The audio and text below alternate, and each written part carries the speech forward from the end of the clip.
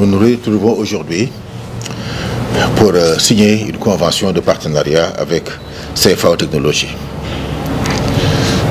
Je voudrais tout d'abord féliciter le directeur de l'école doctorale MatInfo qui a été à l'initiative de ce partenariat et également saluer la réactivité de CFAO Technologies qui a répondu très rapidement et très efficacement à nos demandes.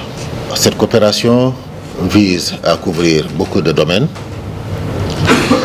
Il y a d'abord l'appui à nos formations dans le domaine du numérique. Et parmi ces formations, il y a une qui nous intéresse particulièrement, c'est la protection des données et la cybersécurité. Je crois que le CFAO Technologies a développé beaucoup de capacités dans ce domaine et je suis persuadé que le partenariat avec EDMI sera un partenariat gagnant-gagnant. Le partenariat va couvrir également la recherche.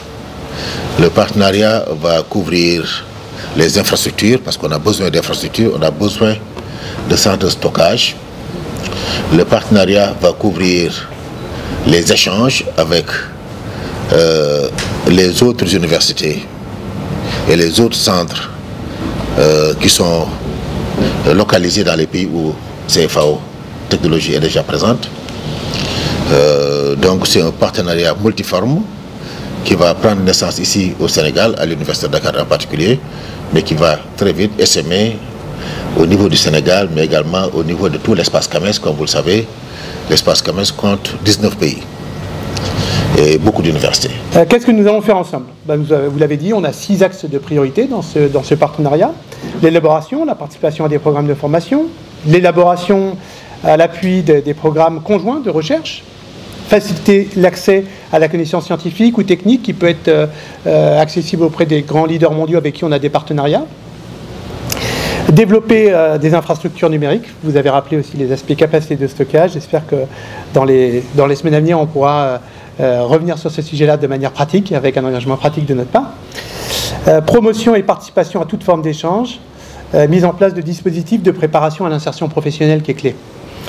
De notre côté, je tiens à vous présenter Mokhtar Lo, qui est le directeur de nos activités cybersécurité en Afrique, qui est le véritable porteur et artisan de ce partenariat. Il veillera à le faire vivre et nous rendra régulièrement compte. En particulier, il sera vigilant à réussir l'accompagnement des étudiants en fin de cycle par le stage et le complément de formation cybersécurité qui nécessite d'être toujours renforcé par des boîtes à outils assez compliquées. Je ne sais pas si tout le monde sait, mais il y a 281 courageux qui ont choisi la spécialité de la cybersécurité, qui vont bénéficier en priorité de ce partenariat avec lequel on va travailler main dans la main.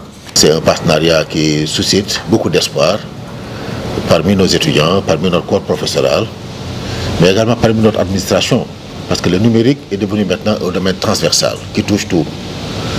Le numérique touche à la formation, à la recherche, au service à la communauté, mais également à l'administration de nos institutions. Les bases de données des étudiants dépassent 90 000 et les bases de données des PASS et des pairs sont plus importantes parce que même les retraités, on les garde. Si on y met tous les diplômés, et ça fait encore un nombre plus important. On parle de bibliothèque numérique, le conseil digital est derrière un très gros projet pour mettre à l'échelle le numérique dans l'espace de l'UCAD. Il est sur le volet prospective, il y a la DISI qui travaille également au jour le jour pour cela, et le DIRCOM et le CURI, beaucoup d'institutions, le département de MatInfo, de la faculté de sciences et techniques, le département info de l'ESP, beaucoup de structures qui s'occupent de ce volet. Donc, monsieur le docteur, je ne voudrais pas être long, on voudrait vous souhaiter la bienvenue et vous dire tout le plaisir qu'on a à vous accueillir aujourd'hui et à signer ce partenariat avec vous aujourd'hui.